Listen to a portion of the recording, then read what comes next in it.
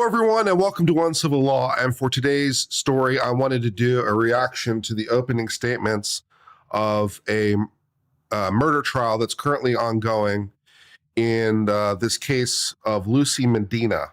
Lucy Medina is standing trial for murder of her husband. She slashed her husband's throat.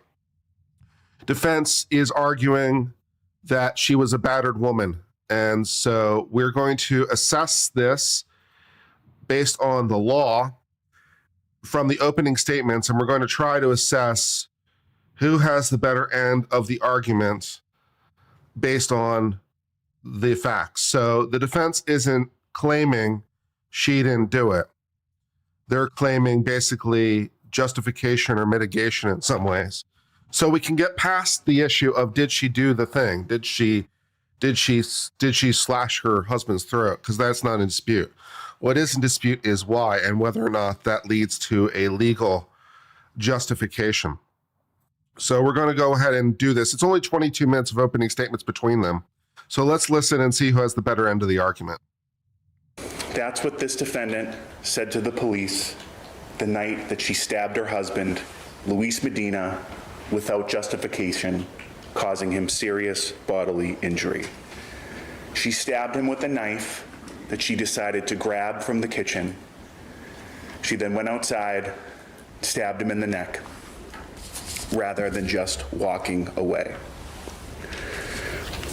In July of 2020, Lucy and Luis Medina had been together for about 20 years. They got married in 2001. They were living together in Lawrence. They both had children from previous marriages. They were together for a long time. And in July of 2020, I think we all remember during the height of COVID, being cooped up in our houses, having nothing to do, and trying to find things to do in July of 2020 during the height of the pandemic. And That's interesting because that could obviously swing the other way for the defense, right? Why did she stab him, or why did she kill him when she did? And if they were cooped up a lot and spending a lot more time together, if she was a domestic violence victim, one would presume there'd be more domestic violence just because they're spending more time together. So that might be a reason why she did what she did when she did it. So that could be interesting. All right. One thing that Luis and Lucy did on July 17th, 2020 is drink alcohol. Sure. They were outside, out on their patio. It's a Friday night. They're sitting on their patio behind their apartment, hanging out, something that they regularly did. They're drinking beers, tequila shots, and an argument starts. An argument starts, you'll hear from an interview with the defendant about their children. An argument that started between two people that had known each other, been together for over 20 years, fueled by alcohol, as well as the family issues that was the source of their argument. You're gonna hear, as I said, that Miss Medina was drinking beers, that night before she stabbed Mr. Medina, she had more than 5 beers, along with tequila shots. Okay. And you may very well hear that Luis was physical with the defendant on this occasion, that he hit her. You very well may hear evidence of that. And of course, the defendant is allowed to take reasonable measures to defend herself if she's being attacked. Nobody's questioning that. Seems like you are a little bit. Keep in mind throughout the course of this trial, what I would suggest is an extremely important thing to remember is that whenever somebody, like in this case, takes a knife and stabs somebody, they have to have proper justification. And they cannot do what is more than reasonably necessary in the moment. The court, Judge Frazier, at the end of this trial, will give you full instructions on self-defense, and I don't want to substitute for that. But I ask you to keep in mind, when you hear the evidence, when you listen to Ms. Medina's interview, when you see photographs, when you hear about Mr. Medina's injuries, that's what I ask you to consider. Did she take reasonable steps to leave the argument, and did she have justification? I suggest to you that the trial...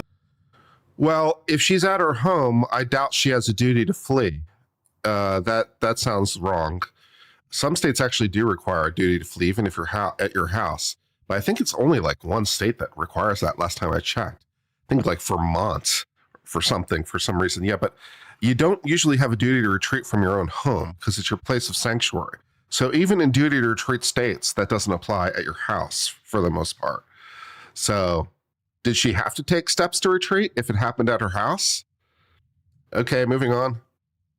This evidence during this trial will show that she did not. She made a choice to go in the kitchen, grab a knife, and stab him in the neck. Okay, that's a little bit more interesting because if she left the confrontation to go grab a weapon and then bring it back into the confrontation, that is more interesting legally. Because even if you don't have a duty to retreat, if you do retreat, you can't then re-enter the conflict. And that is case law everywhere. So even in a state like Texas, where there's a very strong stand your ground law, and rightfully so, right? If you leave the conflict, then re-enter the conflict, then you basically are toast. And there's a fairly famous case along these lines. I want to say it's from the Northeast somewhere, but there was a situation in which a guy was in an argument with a guy in a bar, as one does, and it was a heated argument with physicality. It was, it was a fight, okay? There was a fight. Our friend over here decides to leave the bar, grab a shotgun. I don't know where he got it from, his car, whatever, doesn't really matter. He leaves the bar, gets the shotgun, comes back into the bar, shoots the guy. Yeah, that's murder all day long, right? If he had had the shotgun in the bar, right? If he had had the shotgun in the bar and used it in the moments, that might well be self-defense. Now, maybe he could be convicted for having the gun in the bar, but we're just talking about the murder, right? So is it legal to have a shotgun in the bar? Don't know, but that's not our immediate issue. So maybe you could convict him of that. But for the murder itself, not so much, maybe. Because even if he was not lawfully allowed to possess the gun, he still have a self-defense claim. And that's true, incidentally, even if you're a felon in possession. So, you can take the more extreme scenario. You are a felon. You are barred from having a gun because you're a felon and you've done many felonious things as you do. Now you're in the bar and you have a gun in violation of law, very much in violation of law. But a self-defense situation emerges for which you are justified. So you break out your gun and you shoot the guy. Are you going to jail for the weapons possession? Maybe. Are you going to jail for the murder? No. So you don't need to be lawfully in possession to have self-defense. Those are separate and apart issues.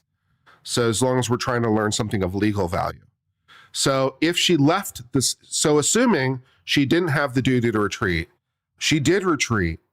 And there's also that case in Florida where that happened to a woman.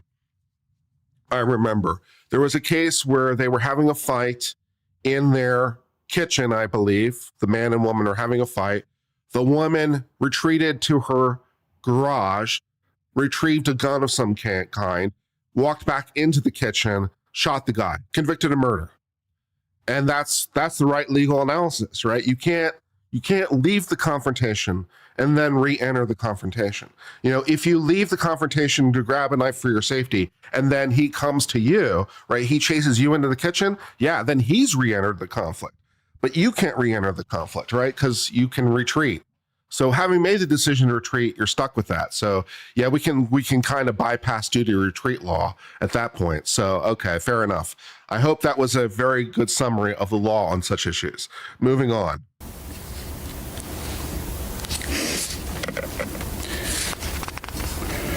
Well, Lewis is still standing outside in the midst of that argument, out on the patio, drinking beers, drinking tequila. This defendant makes a decision. She goes through the back door into her apartment, a basement apartment in the building where they were living, down the stairs into the kitchen. She opens a silverware drawer. She grabs a sharp knife out of that silverware drawer. She goes back outside. She goes back to the argument. She stabs him in the neck. Yeah, that sounds a lot like a murder fact pattern. Justification kind of disappears out of such a fact pattern. So all you have left maybe is some sort of battered wife syndrome defense, but justification is pretty much toast. Yeah, that's the end of that game. And you're going to hear that she felt terribly about stabbing him. You're going to hear that she called 911, that she was trying to help him, that she was, you're going to hear that she's distraught, extremely upset on those 911 calls. Again, no one is disputing that she was upset about what she did to Mr. Medina. But that does not change the fact that she did not have justification for stabbing him in the neck. Doesn't sound like it. Sounds pretty bad.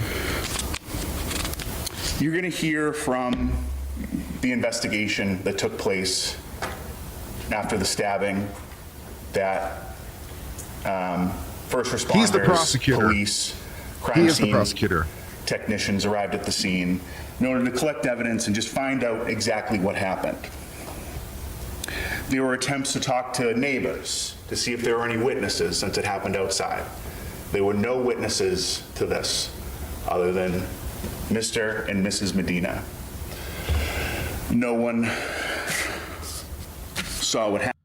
She talked to the police. He mentioned that earlier, and now I'm understanding what went wrong. Yeah, that was the mistake, right? She talked to the police and she told the police all these things about having retreated, going to get the knife, coming back into the yep, she talked to the police.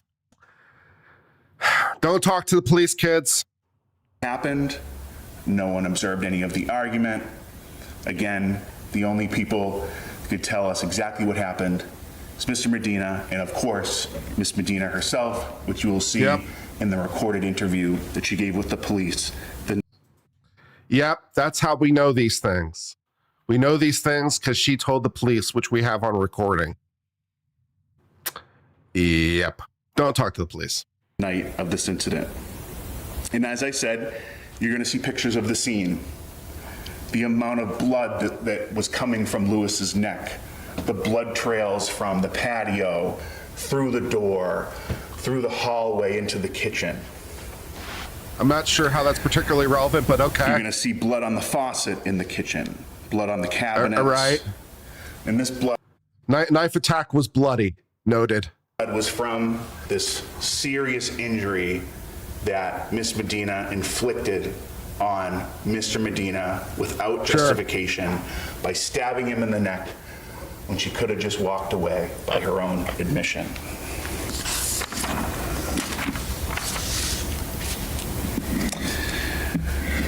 They, of course, tried to interview Luis to get his side that night. He was seriously injured. He was in surgery. They were not able to get his story. And you may very well hear during this trial that they were unable to get his story at all. And you may not hear from Luis Medina during this trial. But again, if that's the case, I'd ask you to consider, notwithstanding not hearing his full side of the story, the circumstances, the blood. I mean, I don't think we necessarily need to hear anyone else's side of the story. The defendant themselves gave their side of the story. And when their side of the story condemns them, do we really need another side of the story? It's like you lose on your side of the story. So why do we need to hear anyone else? It kind of got that covered, man. At the scene, the chaotic nature of the scene, the defendant's statements, the fact that there was one knife, one deadly weapon found or ever even alluded to.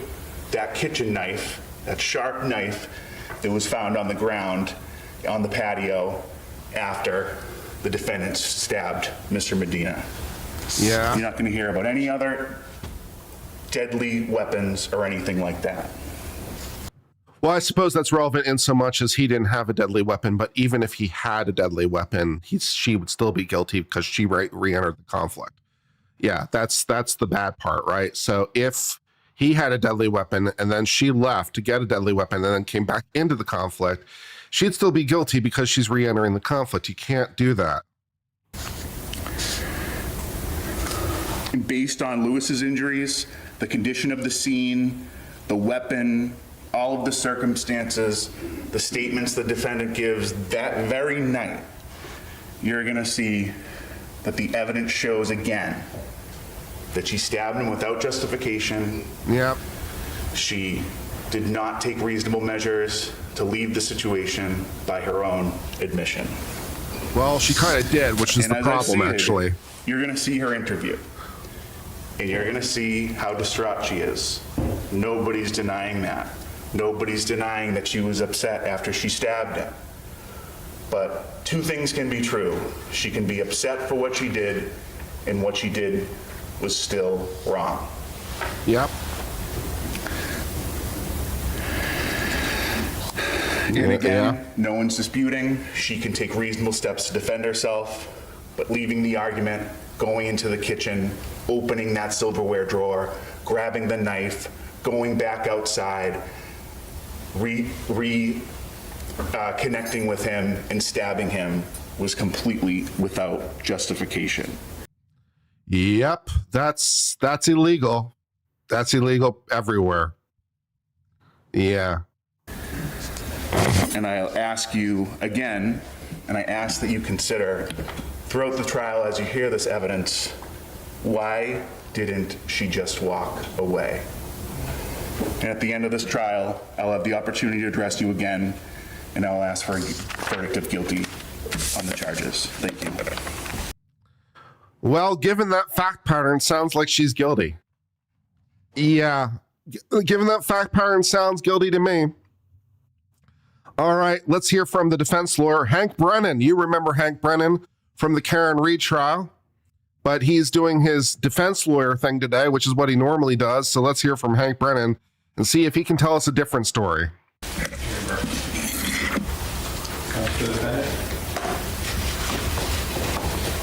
He beat her.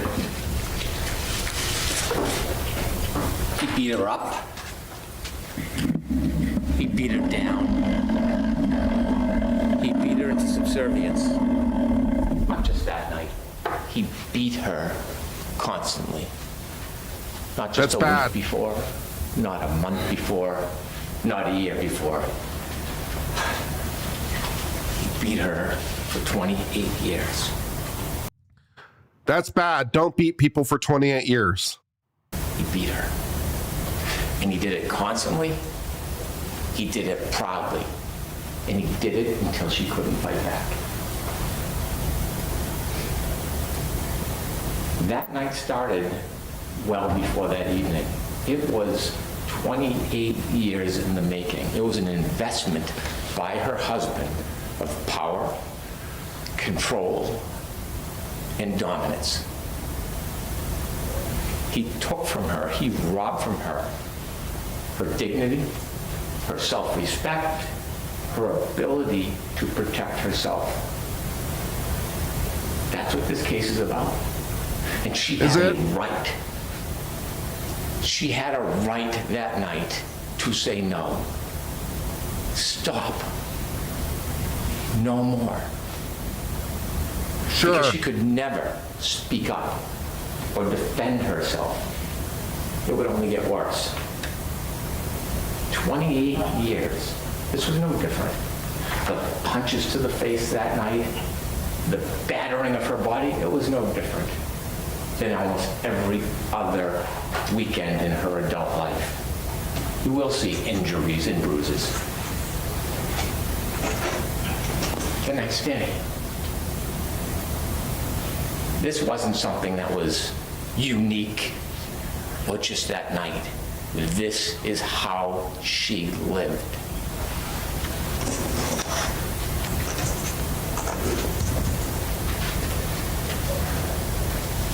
The government is asking you to convict her for defending herself. It doesn't, Thing no. is, they actually don't know what happened that night. They don't know. They interviewed her, and you're going to get a chance, the benefit of seeing her interaction with the police, partially catatonic through it, how distraught she is, and you'll see the bruises that are starting to form. Why? Why? He beats me. He beats me. And you'll hear her tell the police that she got a knife because he wanted her to stop. You're not going to hear her say that she walked up to him and stabbed him. That's a creation of the government. She had a knife to say no more. And we have no... Yeah, but she went to get the knife to say no more. So that's a problem. No idea. They have no idea. They will have no evidence of proof to say she stabbed him. Did he try to take the knife away from her? Was she on the ground holding it to protect herself? Is that how she had the marks and the cuts and the bruises? It almost doesn't matter at that point because she re-entered the conflict with the knife. So it almost doesn't matter what happened at that point. So she's just kind of toast. They don't know. So they just skip to, she stabbed him. They don't have an expert who's going to come in and talk about the wounds. Yeah, because like lay out the scenario. Suppose there is an initial fight or initial abuse. So he's beating her as he does. Okay. Then she retreats to the kitchen to get the knife. Then she comes back with a knife. Let's suppose that he sees that knife and then tries to defend himself, which he would be able to do because now she is presenting a deadly threat. So he has a right of self-defense in that situation. The conflict was over. And now she's come back with deadly. So yeah, at that point, it kind of doesn't matter. So yeah, let's assume that he tried to grab the knife. Let's assume that he was trying to throw her to the ground or whatever, and she stabbed him at that point. Yeah, at that point, she's toast because he has the right of self-defense because he's being presented with a deadly threat for which he has the right to defend himself using potentially deadly force. And she's in the wrong. So she doesn't have a right of self-defense because she's the one instigating it. So it pretty much doesn't matter what happened at that point. She's just kind of toast legally. Say whether it was from an angle or she was on the ground or they were fighting it over doesn't the matter. knife or he had grabbed it. But what they do have that they didn't tell you is in the medical records when the personnel asked, how did this wound happen? He said, I did it to myself. I did it to myself. Okay. So the government is not going to be able to give you any evidence of how this happened. And one thing that really stands out, they're going to make no effort to tell you why it happened. They don't go. They don't need to know why. Why is not an element of the crime. Why is motive. The government is not under an obligation to demonstrate why. Why is not one of the questions because that's motive. They're not required to demonstrate motive. The government does not need to answer why. Speak to coworkers and ask them if those bruises were every month or every weekend for 28 years. Kind of doesn't matter. They don't get a doctor to evaluate the information or evidence. They don't ask follow-up questions about all the marks and bruises. Why would they? They just charge her. Yeah, because it doesn't matter. And so... Yeah, of course the police didn't ask those questions because none of those questions are relevant. Right? You know everything you need to know already. There's nothing more you need to know. Where the marks come from doesn't matter. Lifetime of abuse. She's been beaten up for 28 years. Okay, noted. Doesn't change anything. Right? I mean, we have everything that we need in this fact pattern. So they didn't interview the friends who might be able to testify about what was going on in their marriage because it doesn't matter. Right? That just goes to motive. No one can, they can, but they don't need to. They didn't try to figure out where the marks came from because it doesn't matter. Because she left did they come from that night? Did they come from another? It doesn't matter. So the police didn't ask questions that aren't relevant. So, all right. All right. Although an accused presumed innocent, has no burden of proof. No burden of proof. We don't have to prove anything. They can't prove it. We don't have to prove anything. But we're going to provide evidence to you. Is any of it relevant? Attorney Gina Simali Baxter and I are going to take you back through the history of Miss Medina, and she's going to have to suffer through this for the next few days, because she must. And we're going to tell you about what led to her state of mind that night when she needed to defend herself, because you can only... Yeah, you're just doing a straight appeal to emotion. I mean, you know, fair enough for the defense, but you're just trying to cloud the issue. You're basically trying to argue that he's a right bastard who needed some killing. So, only understand it if you understand the history. And they are not going to do that for you. They didn't even try. So we have to go back to before Lucy met her husband, Louis Medina. You'll hear from friends of hers. She was outgoing, charismatic, happy. Okay. And then things changed. All right. Before I tell you about her meeting Louis Medina, her husband, let me tell you a little bit about Louis Medina before he met Lucy Medina. Sure. He was dating another woman, had a child. 28 years ago? Let me tell you about some stuff from 28 years ago. Objection, relevance. And guess what? He beat her. Okay. It wasn't just Lucy. He beat her. And she escaped. That woman, right before Lucy escaped, and then entered. Okay, he's a super bastard who beats women on the regular. Is it relevant? Not really. Lucy. She didn't know. But she was going to soon find out. 5 months into their dating, just 5 months, it began. He took her one night to his mother's house in a back room and shut the door, fueled by alcohol, and he beat her. I don't mean he slapped her. I don't mean that he pushed her. He beat her. Her face covered in bruises, her body, the welts, out of nowhere. She had no idea. She wouldn't leave the room for days, not because she was angry. She was embarrassed. She was humiliated. She wondered what she had done wrong to him. And so she stayed until the wounds began to heal. This would become a routine in her entire adult life. After that 5 months, it continued. They got married. They moved into a home. And he beat her. You're going to hear from witnesses that the government knows about, but they would never call, will call them. People that work with Lucy Medina, people that knew her over a period of 28 years, and they will. Objection, relevance. Why are we calling these witnesses? How do they have anything to offer us on the legal questions that are before us? Okay. Will tell you when you hear from them about the black eyes and the bruises and the scratches in the long periods of time that Lucy didn't come to work. And when she'd come to work, the shawls over her body, the hiding of her face, the makeup. And when she was asked, it was always the same. Lucy, what happened? She fell down the stairs.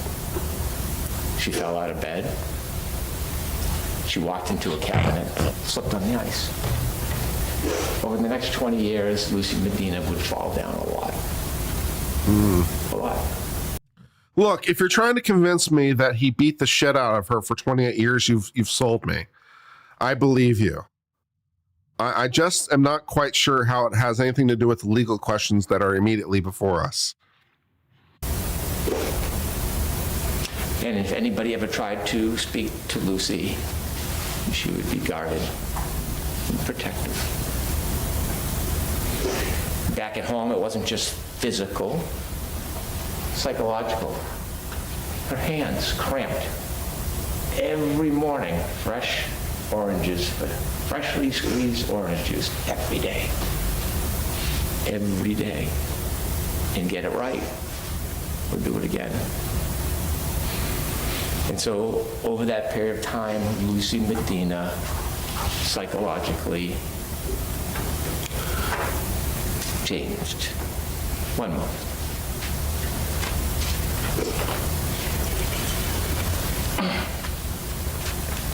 She changed. And over those years, she was damaged. You're going to hear from an expert witness, Dr. Zeisel, an absolute expert in psychology, has studied battered woman syndrome, has studied PTSD. All right, so we want to do battered women syndrome rather than justification. We'll look up the law as it relates to that issue in this state and see what it says on the issue. But okay, if you want to try battered women syndrome, usually that only drops you a degree or something. Usually it doesn't give you an out, but we'll see what the law is in this state. Give us when we finish the opening. Has dealt with hundreds of cases, and you're going to have an opportunity to hear from him. And he's going to talk about the psychological effect of the physical and emotional beatings over periods of years. And he had a chance to evaluate not only the facts in this case, he had a chance to listen to the witnesses who will attest to what they saw over that 28 years. He's going to share with you the unfortunate culmination of this damage, PTSD, anxiety disorder. He will talk about what a battered woman is. And a battered woman is Lucy Medina. And he will share with you how this abuse over a long period of time deteriorates someone's psychology. The fear, the panic, it's not if she's going to get beaten again. It's when. How bad. And that night, you can tell from those pictures, she was in the middle of a beating. And they're going to try to tell you, walk away. You don't walk away from those types of injuries. You don't. She couldn't. And so inevitably, you are going to learn, when you consider self-defense, what the frailness and psychology of Lucy Medina was at the time. Yeah, if you're trying to argue justification, which is self-defense, no. If you're trying to argue battered woman syndrome, maybe. So which are you trying to argue? Or are you just trying to argue both? And the alternative, maybe you are. It seems a little muddled, but maybe you're not creating the disparate because you don't want to like argue out of both sides of your mouth. So we'll just assume he's arguing both. We'll assume he's arguing legal justification and battered spouse. As to justification, no. As a battered spouse, we'll check the law. She said, stop. But you'll still never know what actually happened because they don't have a witness. You're not going to hear. You're maybe not going to hear from Lucy Medina. You're not going to hear from her. I'll tell you that right now. But you are going to hear from somebody, a very important witness, and that is Louis Medina's attorney. His name is Attorney Marat Erkan, represents Louis Medina. We're going to call him as a witness because in 2021, Attorney Erkan wrote a letter on behalf of his client, Louis Medina.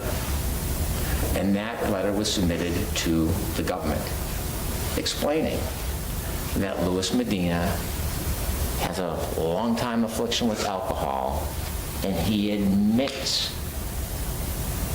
that he beats Lucy Medina.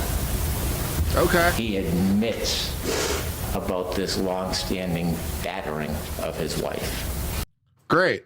So we have a written statement from the deceased saying, yes, I beat her a lot. Great. It was written to a third party, so that pierces privilege, at least to that, so we can call the attorney at least onto that letter. So, fine. You've convinced me that he's a person who beats his wife. I'm sold. So you're not going to hear from him, but you're going to hear from his attorney. Fair. It's not Lucy Medina saying this because it was a bad night. This is a lifetime of abuse. And inevitably, at the end of this case, you're going to Is it not murder? Is it only attempted murder?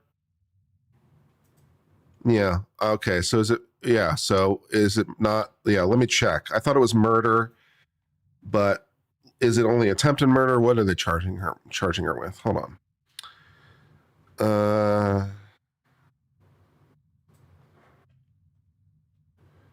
Aggravated assault and battery with a dangerous weapon and assault and battery on a family. So he's not dead. Okay. But not attempted murder. Aggravated assault and battery. So he's still alive, but we're not going to hear from him. Interesting. That's interesting. Okay. Learn that this was not. We're not going to hear from the victim?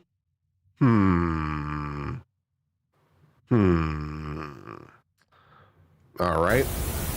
A night of violence for Lucy Medina. This was a night of survival. And she had a right.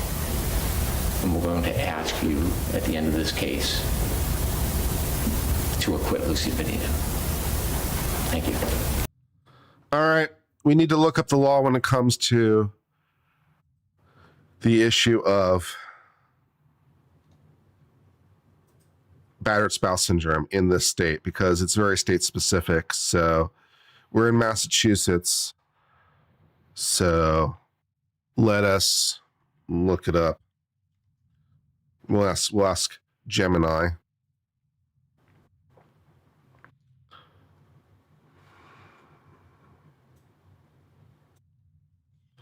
All right.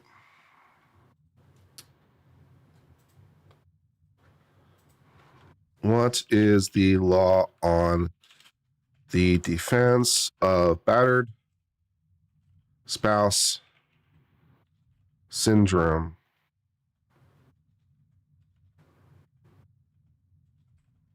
in Massachusetts, which I can't spell, but that'll be close enough, I'm sure.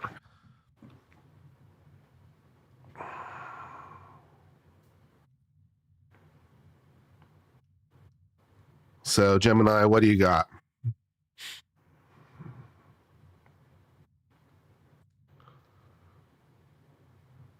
But interesting, he's not going to testify. The state doesn't want to call the victim because he's a right bastard. So they don't want to call him. That's a problem for the prosecution. That's not great. Okay, battered spouse syndrome, battered woman syndrome is not a standalone legal defense. Defendant cannot simply plead to be acquitted. Instead, Massachusetts law treats it as vital expert evidence used to support or establish affirmative defenses. So, okay. Most commonly self-defense, defense, or other, or duress. So it's not a standalone defense. Sounds like she's toast. Under Massachusetts general law, defendant has a statutory right to introduce expert testimony regarding physical, emotional, and psychological effects of being battered when certain defenses like self-defense are asserted. The court recognized dynamics of abusive relationship are generally outside the understanding of an average juror. To successfully claim self-defense in Massachusetts, defendant must show that they had a reasonable belief they were in imminent danger of death or serious bodily harm, they used a proportional amount of force, and they did everything reasonable to avoid combat duty to retreat. Expert testimony on the effects of battering helps to explain the jury why defense actions met these criteria. Let me bring this up a little bit so I can... Hold on. Imminence and reasonableness. An expert can explain cycles of violence that helps the jury understand why a battered spouse must reasonably perceive a lethal, imminent threat from their abuser if the abuser does not have a weapon. So, for example, they're sleeping and turned away. Due to retreat, a common question from juries is why didn't they leave? Expert testimony can explain phenomena like learned helplessness or the reality that leaving an abusive relationship is statistically the most dangerous time for a victim. Proportionality. It can explain why a defendant might have used a weapon or what seems like excessive force to repel an unarmed by chronically violent abuser. Okay. Well, but she left this situation and came back in. So, yeah. I'm not quite. I'm not quite. It's not a standalone defense, but it can be used to explain self-defense. The self-defense theories are still the same. So I'm confused. So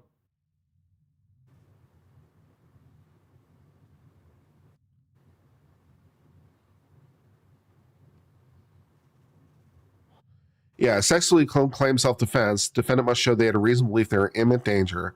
They used a proportional amount of force and did everything reasonable to avoid combat, such as duty to retreat. But if that was really the law, then how can any expert testimony really pierce that? So it sounds suspiciously like it's not really a defense, but we're going to just wink and nod at the thing, and the jury can use it if they want, even though we're not going to change the factors. But, we're just going to wink and nod and let the jury create their own. Okay. So I suppose then it's whatever the jury wants to make of it, despite the lack of change of factors, right? So, because in some states it's a codified defense, in some states it's like, a defense that sits outside of self-defense theory. So it sits separate and apart from it. So you can argue the one or argue the other, but here it doesn't sit apart. Here it's just evidence to help demonstrate the self-defense. But how would that apply to, for example, a sleeping person? So I don't know. I guess you could perceive an imminent threat even though they're sleeping. So it goes to your perception of the imminence of it, but you left and came back. Yeah, I don't know, man.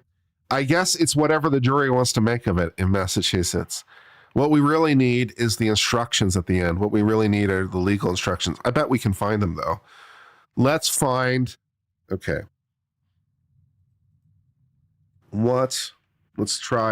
see if we can find the instructions. What are the typical jury instructions related to battered spouse syndrome in Mass? Let's see what the instructions look like.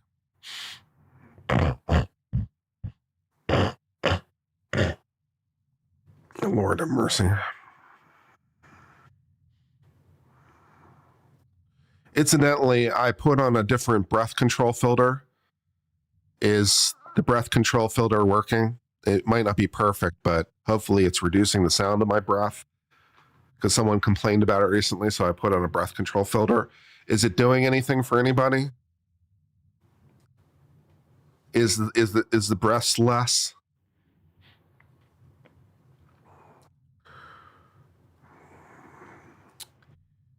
All right, battered spouse is not a standalone defense. There's no jury instruction. Instead, judges uses the model instructions on self-defense. When defendant introduces expert evidence, they provide supplemental instruction. Well, I just want the instruction.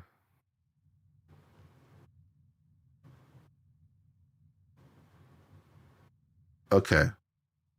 You mean it's not control filter? I know we do. I understand. I understand that. I apologize.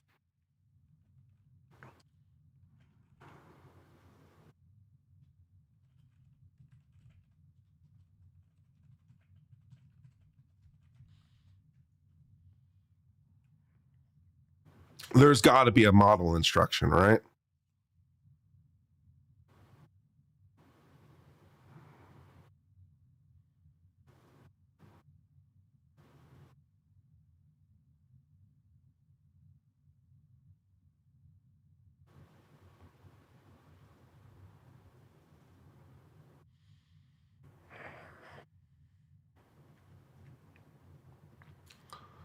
I just want the model instruction. There's got to be a model instruction, right?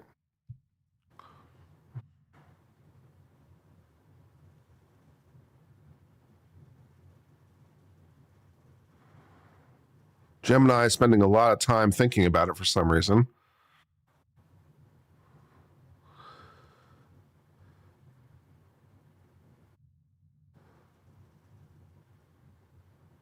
Okay.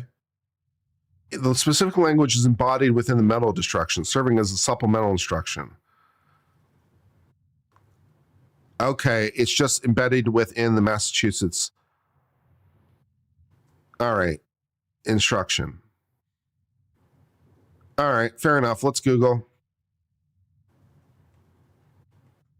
Look at the other video court TV how in this case. You're going to have to be more specific. I assume they had more than one video. So if you want me to look at another video, you're going to have to be more specific. Okay.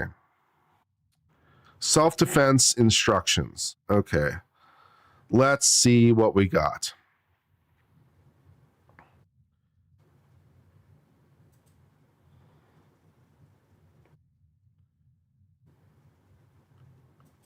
It's the only other one. Could you give me the title anyway so I don't have to hunt? That'd be helpful.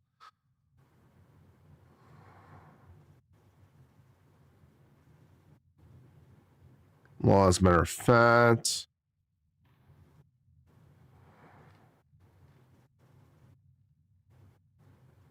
All right, battered person syndrome. Okay.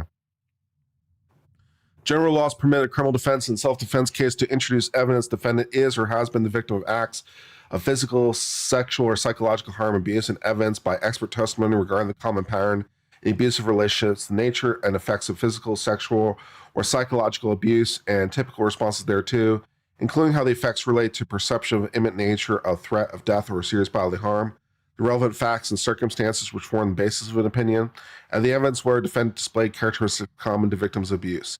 That evidence is admissible to establish the reasonableness of defendant's apprehension death or serious bodily harm was imminent, the reasonableness of their belief they had availed themselves of means to avoid physical combat, and the amount of force. The Commonwealth may also offer such testimony to help explain the conduct of the victim or complainant over the course of a relationship. The expert testimony must be confined to general pattern of behavioral. Okay, let's look up this other video and see what it says.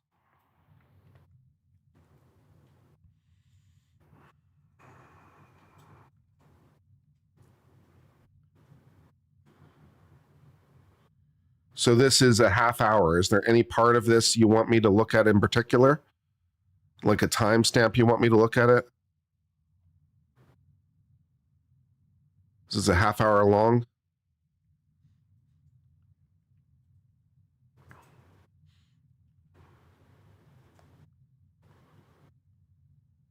Okay, so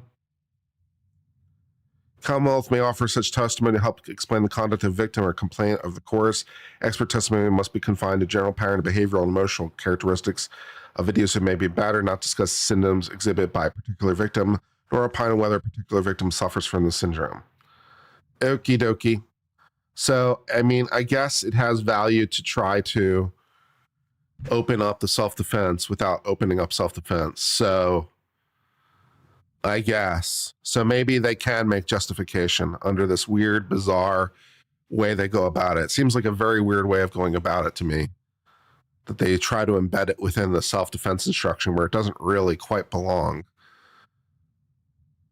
28 minutes into the video? Okay, cool. Let's go to 28 minutes and see what it has to say. Sir, please raise your right hand.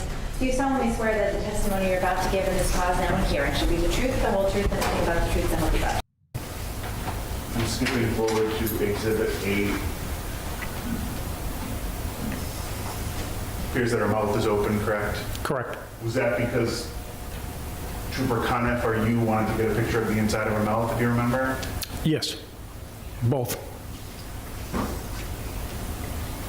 All right. Exhibit 9. What are we looking at in Exhibit 9? That is Lucy Medina's T-shirt. And obviously that was after it was taken off of her body. Right? Correct. And does that appear to be what the T-shirt looked like when it was taken off of her? Yes.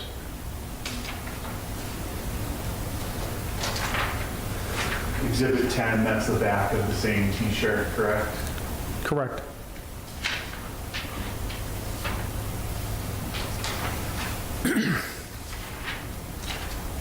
Exhibit 12, what are we looking at, Exhibit 12? Mrs. Medina's pants. Those are the pants she was wearing? Yes.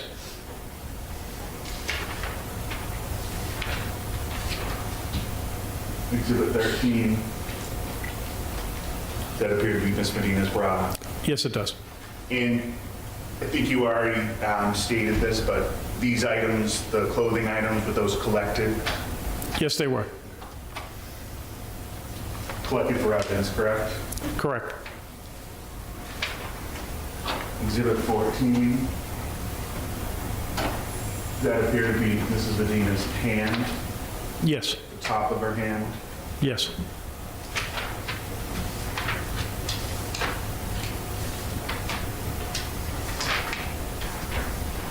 Exhibit 17, she pushing up her lip. Do you know why she's doing that? She complained of pain in that area. And Yeah. when she complained of pain, Yeah, William, I think you're kind of right. It is kind of like an implied nullification.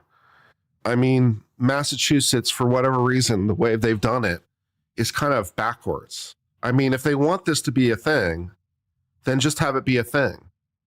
Then, fair enough. And that's the way a lot of states do it. They've codified the battered spouse syndrome defense, and it's a thing with its own parameters. And, fair enough. But the way they've gone about it is a very backwards way of doing it, to my mind, because it doesn't quite make sense to my mind, because you are muddling standard self-defense theory, right? It's like, well, the rules still apply, but you can bring in this evidence, which doesn't really have anything to do with the rules, but you can bring it in, and it can go to these factors, which it really can't, by the way, because for self-defense to be true, you need both the subjective and the objective. See, that's the problem. So, it might speak to her subjective beliefs, which, fair enough. But by definition, it can't speak to the objective, because the objective is the reasonably prudent person. It always is. It's the man on the bus. It is. That's what it is every single time. So it can't possibly speak to the objective half of self-defense, because it only has to do with the reasonably prudent person. So it can't possibly augment the objective. So you're stuck with the same objective. And if you just run it through standard self-defense analysis, it fails for all the reasons I've said. So it's a very backwards way of doing it, because you're kind of backdooring the objective in a very weird way. I guess now the reasonably prudent person is a person who's a victim of domestic abuse. I guess. So maybe we're trying to change the objective, but it seems like a very backwards way of going about it. It seems like, if you want to do it, then do it. Just, make a statute or make a separate thing and be like, okay, here's the normal self-defense rule, but here's some battered spouse stuff. And that leads to these conclusions. It's a very unnatural fit to my mind. So Massachusetts is done it in a way that seems like they're almost ashamed of it, or that they don't want you to notice what they're doing. It's just it seems like a very odd combination in my mind. But that's the way they've gone about it. So I don't honestly to God know, like as a theoretical juror in this case, what am I theoretically supposed to do? Because if it's evidence that's valid, but the factors are the same, then what am I supposed to do with this information? Am I supposed to ignore it? Am I supposed to factor it? What am I supposed to do here? And because it's the standard instruction, it doesn't change the instruction. So what exactly am I supposed to do? Let my heart be my guide? It's a very weird thing to go about it. It just seems odd to me. and Trooper kind of took a picture of where she was talking about. Yes.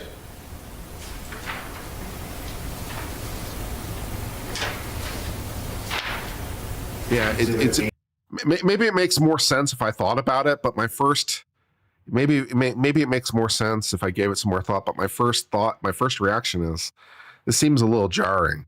It doesn't seem like it quite belongs here. 18.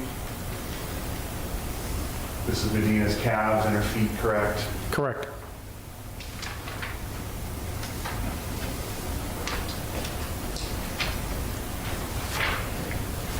Exhibit 20, is that Mrs. Medina's back? Yes. Do you remember when a picture was taken of her back, was that you or Trooper Cunniff's decision, or did she point that out as an injury? If you remember. I don't recall. That's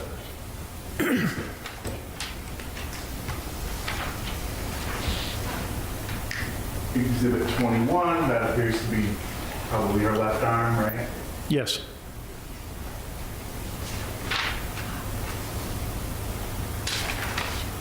Exhibit 22 appears to be her right arm, correct? Correct. And there appear to be bruises, right? Yes.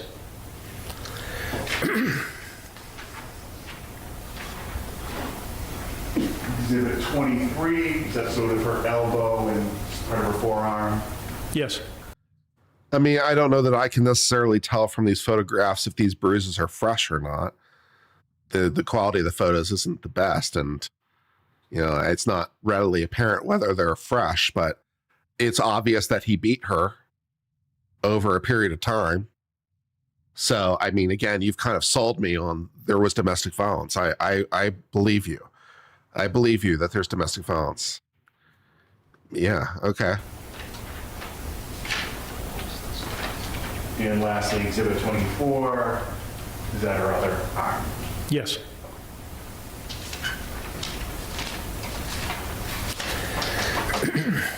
Yeah, maybe a person with medical knowledge could comment as to whether those bruises are fresh or not. It's not readily apparent to me, but then again, I'm not an expert in that domain, so. But I believe you that she's a victim of domestic violence.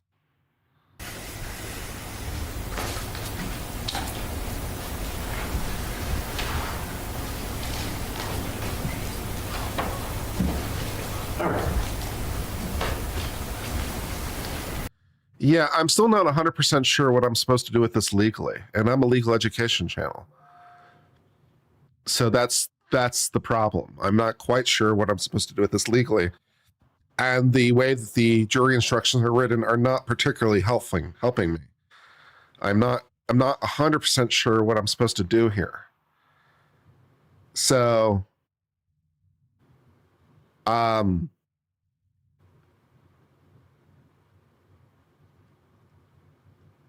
guess even though it's a very weird way of going about it, if I'm to apply these rules the way that I think they're written, then I think probably the correct answer is not guilty, because it's readily apparent to me that she's a victim of domestic violence. That part is non-dispute. I'm willing to concede that there was violence that evening, or that a medical expert will testify that some of the bruises were fresh, or otherwise there's documentation or there's evidence that it's recent. I'm willing to concede it for the purposes of this argument that that can be demonstrated. Therefore, even though under standard self-defense theory she loses, under the new exciting battered women syndrome augmentation of standard defense theory, I guess she wins, because this is a very weird way of going about this to my mind. But okay. Let's see if there's anything more in the rules on this.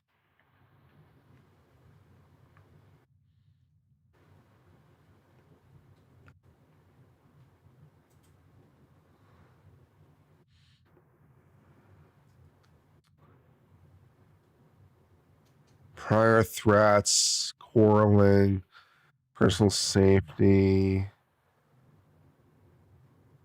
Let me just Google or just search battered and see if it has any pop-ups in this.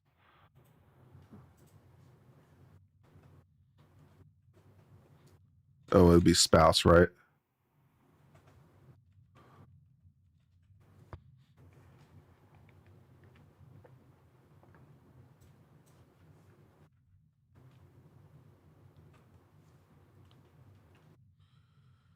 Is there anything else on this?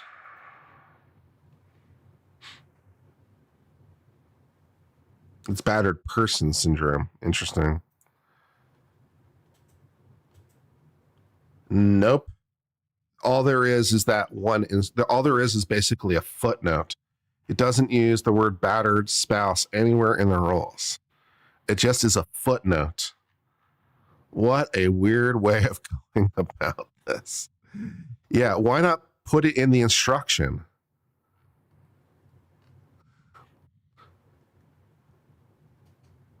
So it's not even in the instructions. It's just a footnote. What a weird way to run a shop, man.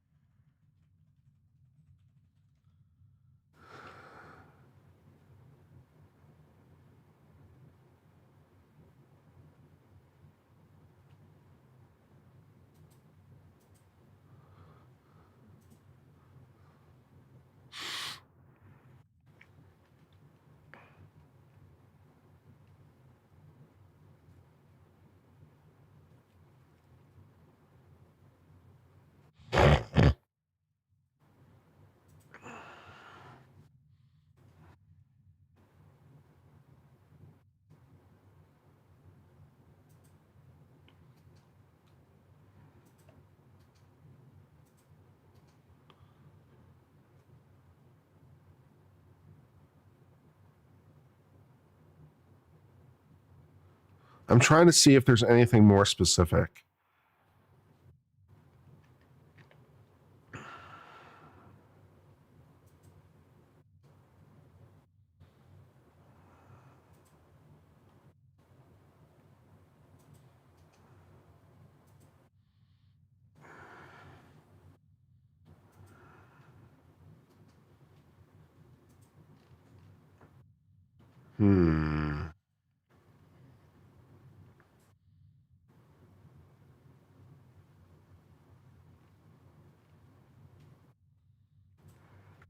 Let me try a different search engine and see if I can get anywhere. Let's try ChatGPT and see if that gets me anywhere.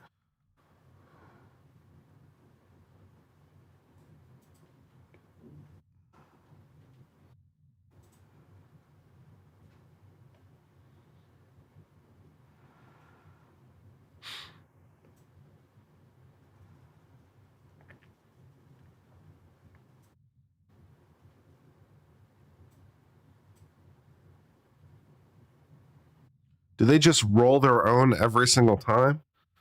That seems like a nightmare.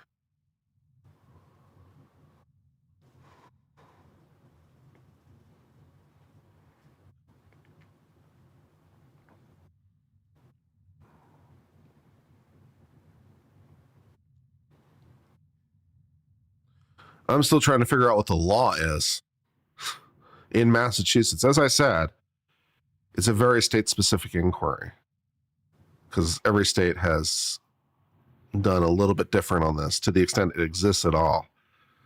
So it's one of the reasons I'm not quite sure because it's very state-specific.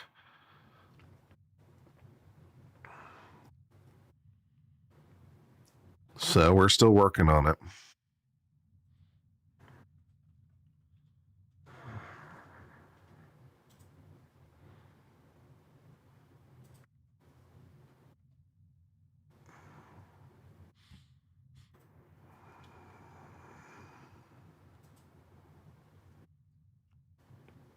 Anytime one of these search engines want to pop up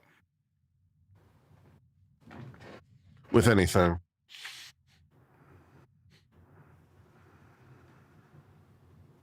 There's got to be a case somewhere that they use or something, right? Maybe it's not a pattern instruction. Maybe it's just something from a case that got used.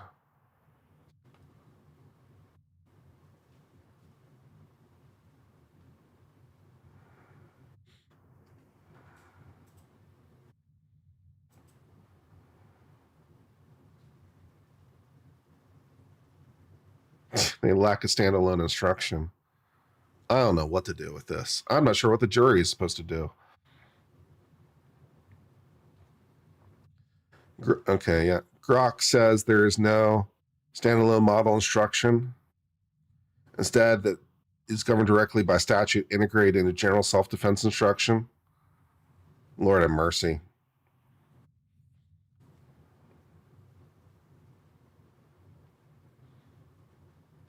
The statute, okay, there's a statute, which is, I guess, as close as we're going to get. In the trial of a criminal case charging the use of force against another where the issue of defense or self of another, defense of duress or coercion or actual harm is asserted, a defendant shall be permitted to institute either or both of the following in establishing the reasonableness of defendant's apprehension that death or serious bodily injury was imminent, the reasonable defendant's belief that he availed himself of all available means of avoidance, of the reasonableness of defense perception and amount of force. Evidence the defendant is or has been the victim of assault, of acts of physical or sexual harm, evidence by expert testimony regarding common pattern and abusive relationships, nature and effect of physical, sexual, psychological abuse and typical relationship, including how those effects relate to perception of imminent nature. Uh-huh.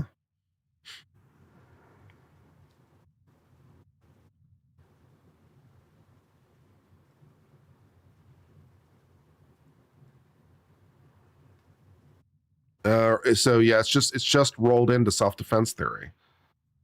All right. Well, what is actually the self-defense instruction?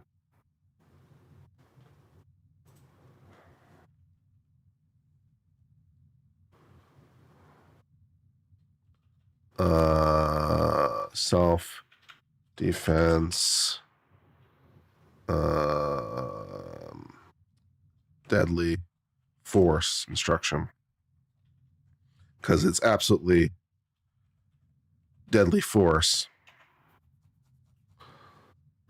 All right. Self-defense, use of deadly force.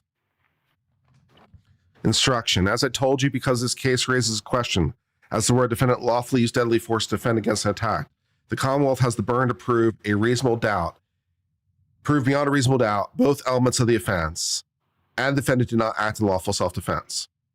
To prove that the defendant did not act in self-defense when using deadly force, the Commonwealth must prove at least one of the following things beyond a reasonable doubt. And this is where this is where it gets fucked. Must prove at least one of the following beyond the reasonable doubt. Okay, so the prosecution has to prove one of these. The prosecution has to prove at least one of these things beyond a reasonable doubt. One, the defendant did not actually believe they were in imminent danger. We can just fuck that one completely, right? So that's subjective. We can blow past that completely and say the defense will make that burden. So that's no problem. Or the prosecution won't be able to make that burden. And this is where things get a little bit fucked. Two, that a reasonable person in the same circumstances as the defendant would not have reasonably believed they were in immediate danger. So we're still stuck with the objective. Yeah, that's the problem. They didn't attempt to use all proper means of escape, or fourth, defendant used more force as reasonable necessary, and blah, blah, blah. So yeah, I mean, you're still stuck with the objective, at least the way it's written. It doesn't,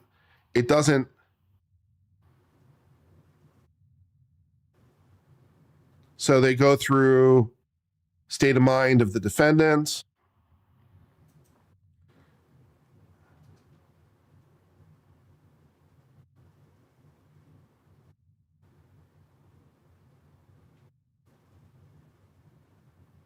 Okay, propositions, actual and reasonable belief of death. One way the Commonwealth may prove defendant did not act in self-defense is by proving beyond a reasonable doubt defendant did not actually believe they were in imminent death or death of serious bodily harm. Well, that part they're going to fuck up. Another way is Commonwealth may prove defendant did not act in self-defense is by proving beyond a reasonable doubt a reasonable person in the same circumstances as defendant would not have reasonably perceived they were in imminent death. That's a problem for the defense. A person cannot lawfully act in self-defense unless they're attacked, unless they're immediately about to be attacked, and there must be an overt act, words, gestures, or some other action that could give rise to actual and reasonable belief of imminent danger or death. The Commonwealth may prove there was not actual reasonable death or serious bodily harm by proving beyond a reasonable doubt there was no overt act. We can move past that issue. The right of self-defense arises from necessity and ends when the necessity ends. That means a person does not act in reasonable, lawful self-defense when they use force to pursue their attackers to retaliate. Seems problematic. Or out of anger after the attack has been neutralized or disarmed, or to prevent future attack.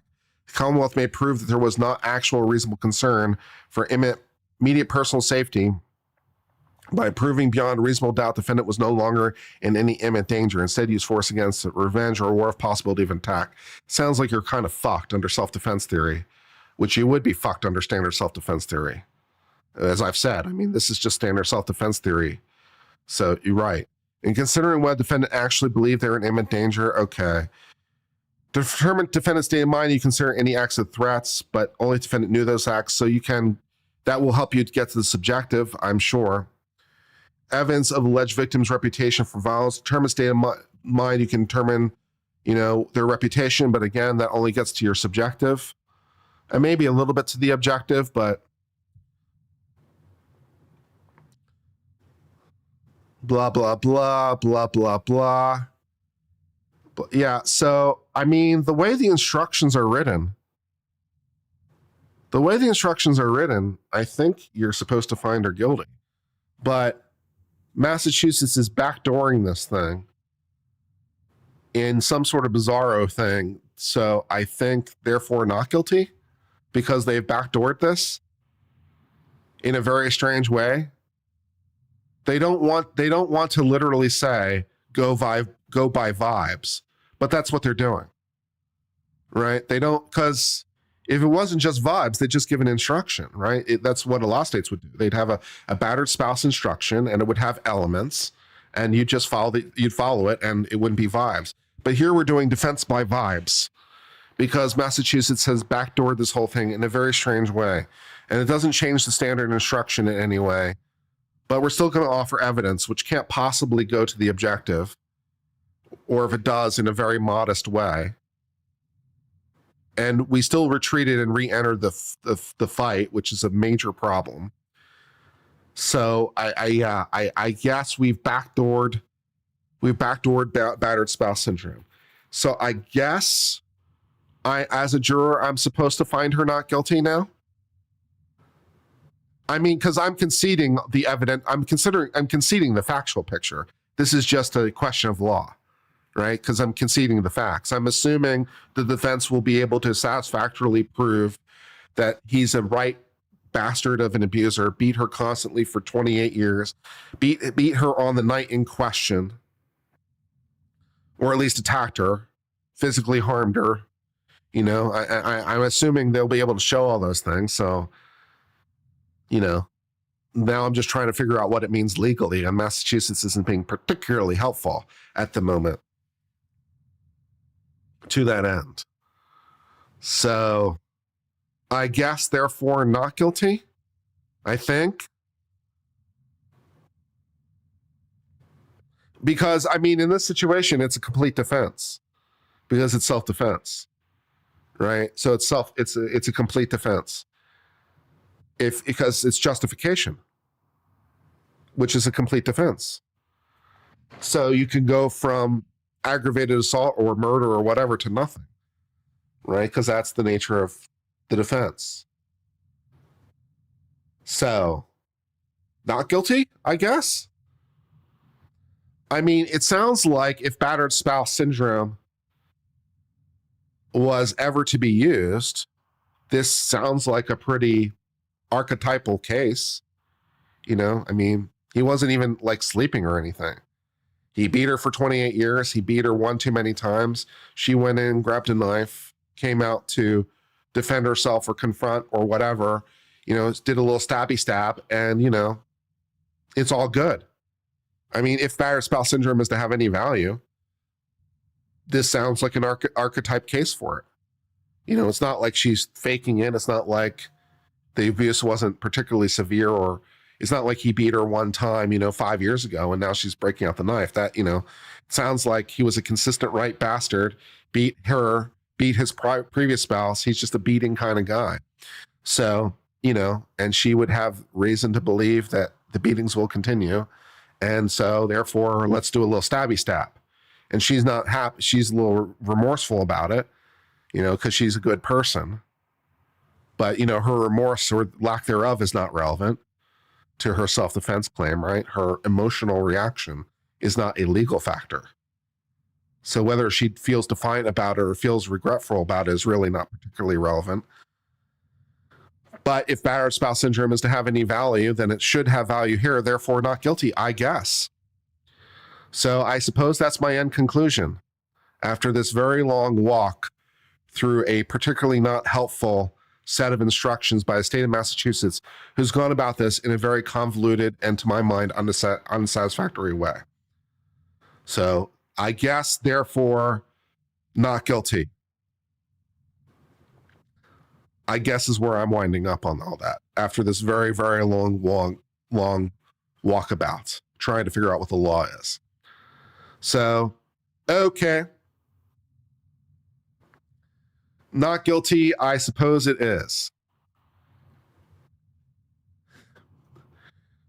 Yeah. So I assume that is correct. Yeah. And it also doesn't particularly hurt that we're not going to hear from the victim. So the victim isn't going to take the stand, and we all know why the victim isn't going to take the stand. We all know why. The prosecution doesn't want to call him, because every cross-examination question from the defense would be, isn't it true that you're a right bastard? Right? I mean, and they would just ask, aren't you a right bastard, over and over again for like 2 days straight. Right?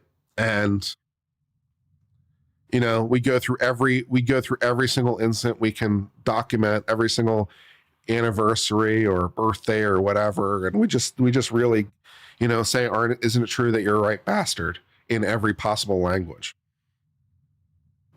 So not surprising the state doesn't want to call him, but when you're not calling the victim, not great. Not necessary on a law school exam. You don't need the victim's testimony on a law school exam. In the real world, when you don't call the victim, you have massive problems, man. That's usually a mistrial at best, right? You don't need the victim's testimony to convict on the law school exam. In the real world, if there's a victim and they're not testifying, you're probably not going to get to guilt, because the jury just is going to have way too many questions. So the odds of conviction here seem very low, given the factual picture that we're in. Super duper. So therefore, I suppose not guilty. Incidentally, by the way, I don't have any inherent problem with battered spouse syndrome, lest you be confused. My confusion isn't my dislike of battered spouse syndrome. My confusion here is the backwater way that Massachusetts has gone about it is very intellectually unsatisfying, because they've done it in a way that doesn't strike me as particularly sane. They've done this in a very backdoor way that is very odd. So I'm having a tough time doing the logical flowchart, because they've done it in a very odd way that I'm intellectually unsatisfied by. So my problem isn't with the battered spouse defense as such.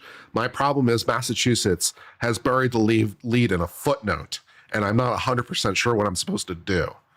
So before there's confusion on that point, that's my problem. Okay, well, I'm going to go ahead and sign off for now. This has been interesting, if slightly confusing. So I suppose we'll see how it all wraps up in the end. And not guilty, I guess. And I hope this has been an interesting, if slightly confusing stream. Until later, I've been Uncivil Law. Hope you have a great one. Cheers and goodbye.